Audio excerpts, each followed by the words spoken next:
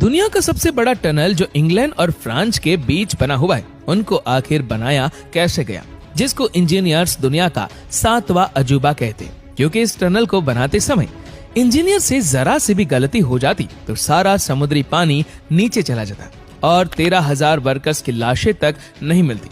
और इस टनल को बनाने के लिए इतनी बड़ी बड़ी मशीनों को अंदर कैसे ले जाया गया और इस टनल को बनाने में आखिर कितना खर्चा हुआ, तो चलिए जानते हैं इन सारे सवालों के जवाब आज के इस वीडियो में। करीब 13,000 साल पहले आखिरी आइस एज जब खत्म हो रही थी तो उसने आज के इंग्लैंड और यूरोप को एक दूसरे से अलग कर दिया था, जिसके बाद फ्रांस और इंग्लैंड के बीच ट्रेड होता रहा। इसलिए साल 1986 में इन दोनों देशों ने डिसाइड किया कि अब इस रुकावट को हटाकर इंग्लैंड को यूरोप के साथ कनेक्ट कर दिया जाए। कई महीनों की लंबी टॉक्स के बाद दोनों देशों ने फाइनली एक अंडर सी टनल बनाने का एग्रीमेंट कर लिया। इसको चैनल टनल का नाम दिया गया, जिसको अक्सर लोग यूरो टनल भी कहते हैं। एग्रीमेंट में ये डिसाइड किया गया कि इंग्लैंड और फ्रांस की टीम्स अपनी अपनी साइड से टनल खोदेंगी और दोनों टनल सेंटर पॉइंट पे आकर कनेक्ट होंगे और टोटल 3 टनल्स बनाए जाएंगे, जिसमें इंग्लैंड और फ्रांस के बीच रेलवे लूप चलेगा।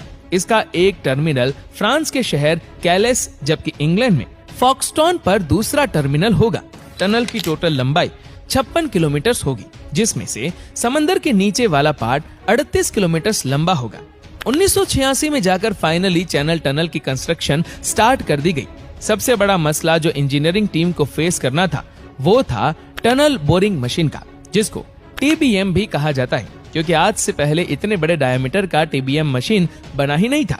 हजारों मील दूर सिएटल वाशिंगटन में इस खास TBM को बनाने का काम रॉबिन्स कंपनी को दिया गया। कंप्लीट होने के बाद यह विशालकाय मशीन 800 फीट लंबी और 1500 टन वजनी होगी। इसका डायमीटर 50 फीट होगा, जिसके आगे टंगस्टन कार्बाइड के कई धारदार ब्लेड्स लगे होंगे। इसमें लगे हाइड्रोलिक लेग्स इसको आगे की तरफ धकेलेंगे। मिट्टी और टूटे हुए पत्थरों का मलबा बाहर निकालने के लिए मशीन में ही एक कन्वेयर बेल्ट लगा होगा। लेकिन सर्वे से मालूम पड़ा कि इंग्लैंड साइड के समंदर के नीचे चॉक की लेयर मौजूद है, जो पानी के लीकेज को टनल में आने से रोक पाएगी। पर फ्रेंच साइड पे समंदर के नीचे जमीन पे काफी क्रैक्स है, जहां ये TBM काम नहीं कर पाएगी और इसीलिए उस तरफ काम करने के लिए खास तरह की TBM मशीन बनाई गई, जो कि एक सबमरीन भी थी। जब ये मशीन तैयार हुई तो ये अपने साथ एक नया चैलेंज लेकर आई। जमीन से 200 फीट नीचे इसको पहुंचाया कैसे जाए। इस काम के लिए मशीन को डिसअसेंबल किया गया और एक एक पीस अलग से नीचे पहुंचाया गया। इसको जमीन के अंदर